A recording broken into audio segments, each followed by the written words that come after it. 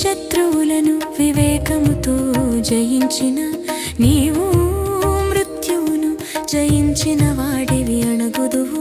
నీ శత్రువులు నీ యందే, నీ శత్రువులు నీ యందే.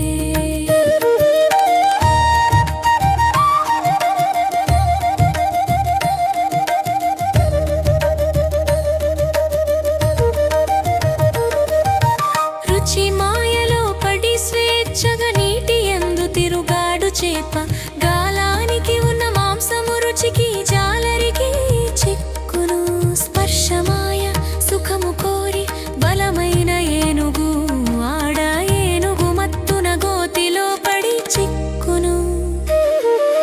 దృశ్యమాయ చే దీపము పురుగు అందమైన దీపకాంతికి ఆకర్షించబడి అందులో మరణించును.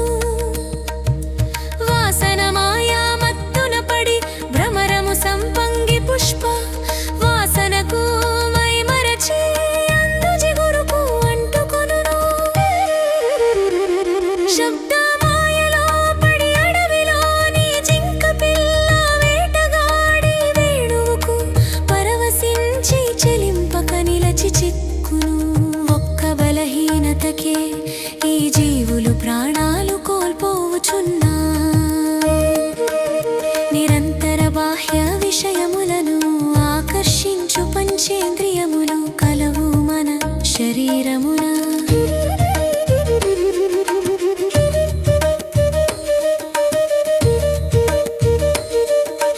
ఇవి 5 విధముల బలహీనతలను కల్పించును మనలోన. రుచి కోసము నాలుక, దృశ్య దర్శనము కోసము కళ్ళు, సుఖము కోసము చర్మము, పొగట్టల కోసము చెవులు, సుగంధాల కోసము ముక్కు.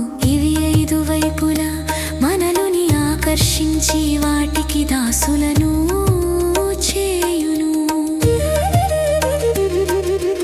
ఈ 5 అనక శత్రువులను వివేకముతో జయించిన,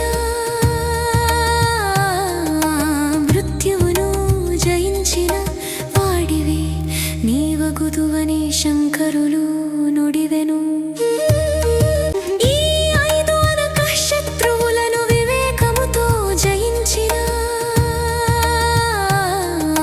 మృత్యువును జయించిన వాడివి నీవగుదువని శంకరులు నుడివెను. దాసోహం దాసోహం దాసోహం దాసోహం దాసోహం దాసోహం దాసోహం దాసోహం. పంచేంద్రియములకు దాసుడవు కాక పరమాత్మునకే దాసుడవు అగుము. పరమాత్మకే దాసుడవు అగుము, పరమాత్మకే దాసుడవు అగుము.